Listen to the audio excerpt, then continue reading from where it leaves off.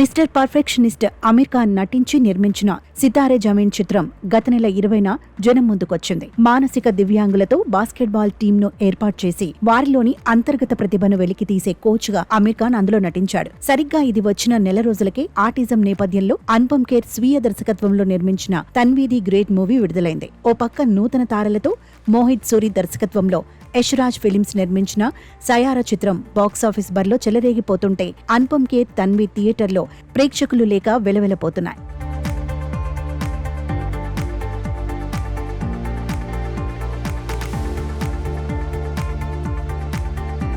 అనుపమ్ ఖేర్ చెల్లెలు ప్రియాంక పెద్ద కూతురు తన్వి. ఆటిజం ఉన్న తన్వికి సంగీతం, నటన అంటే ప్రాణం.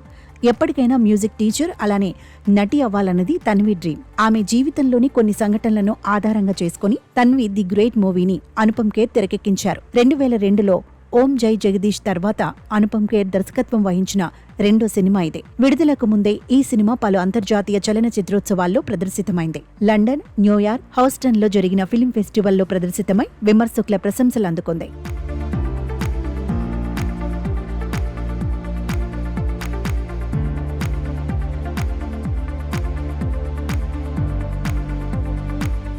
కథ గురించి చెప్పుకోవాలంటే బై బర్త్ ఆటిజంతో సఫర్ అవుతుంటుంది తన్వి. ఆమె 7 ఏళ్ల వయసులో తండ్రి మేజర్ సమర్ రైనా సియాచిన్ కు ప్రయాణం చేస్తూ తీవ్రవాదులు పెట్టిన ల్యాండ్ మైన్ కు బలవుతాడు. సియాచిన్ లోని జాతీయ పతాకానికి సెల్యూట్ చేయాలన్నది అతని చిరకాల కోరిక. సింగిల్ మదర్ విద్య స్పెషల్ చైల్డ్ తన్విని ఎలాంటి లోటు లేకుండా పెంచుతుంది. న్యూయార్క్ లో జరిగే వరల్డ్ ఆటిజం ఫౌండేషన్ కాన్ఫరెన్స్ కు ఆమె వెళుతూ Uttarakhand cantonment hill town lance town లో తన్విని తాతయ్య కల్నల్ ప్రతాప్ రైనా దగ్గర దించుతుంది. సంగీతం అంటే ఇష్టమైన తన్విని రజాసాబ్ వద్ద చేర్చుతారు. అయితే తాతయ్య ఇంట్లో తన తండ్రి నివాసం ఉన్న గదిని, ఆయన పాత ఫోటోలను, వీడియోలను చూసిన తర్వాత తన్వి మనసు మారిపోతుంది. తగిన శిక్షణ తీసుకొని ఆర్మీలో చేరాలనుకుంటుంది. ఆటిజం ఉన్నవారిని సైన్యంలో తీసుకోరని తెలిసిన ప్రతాప్ రైనా అందుకు నిరాకరిస్తాడు. తన్వి తండ్రితో పాటు మేయర్గా పనిచేసిన శ్రీనివాసన్ ఆమె గతాన్ని తెలుసుకొని ఆర్మీ ఎంట్రన్స్ కై ట్రైనింగ్ ఇవ్వడానికి సిద్ధపడతాడు. ఇంటి గడపను సైతం సరిగా దాటలేని తన్వి ఆర్మీలో జాబ్ సంపాదించిందా, సియాచిన్ కు వెళ్లాలనుకున్న తన కోరికను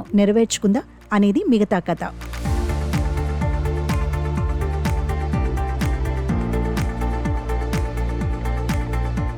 సహజంగా ఇలాంటి సినిమాల పతాక సన్నివేశాలు ఊహకు అందేవే. ఎన్ని కష్టాలనైనా ఎదుర్కొని హీరో లేదా హీరోయిన్ తమ లక్ష్యాన్ని చేరడంతో ఇవి ముగుస్తాయి. ఇది అలాంటి కథే. కాకపోతే ఏ మేరకు ఈ కథను ఆసక్తికరంగా తెరకెక్కించారన్నదే ప్రధానం. ఆ విషయంలో అనుపమ్ ఖేర్ దర్శకుడిగా తన వంతు కృషి తాను బాగా చేశాడు. సినిమా ప్రారంభం నుండి చివరి వరకు ఎక్కడా గ్రాఫ్ పడిపోకుండా జాగ్రత్త పడ్డాడు. ఓ పక్క ఆటిజం ఉన్నవారు ఎదుర్కొనే ఇబ్బందులను చూపిస్తూనే లక్ష్యం వైపు అడుగులు వేయడానికి వాళ్లు ఎంతటి రిస్క్ చేస్తారో చూపించాడు. అయితే క్లైమాక్స్ అరగంటను కాస్తంత కుదించి ఉంటే మరింత బావుండేది. ఏదేమైనా నవతరానికి స్ఫూర్తినిచ్చే విధంగా అనుపమ్ ఖేర్ తన్వి ది గ్రేట్ ను రూపొందించారు. ప్రేమ కథల సుడిగాలిలో యువత కొట్టుకుపోతున్న ఈ తరుణంలో ఇలాంటి చిత్రాలు గాలిలో పెట్టి దీపాల్లా అల్లాడడం సహజం. తగిన ఆదరణ పొందనంత మాత్రాన వీటిని తక్కువ అంచనా వేయకూడదు.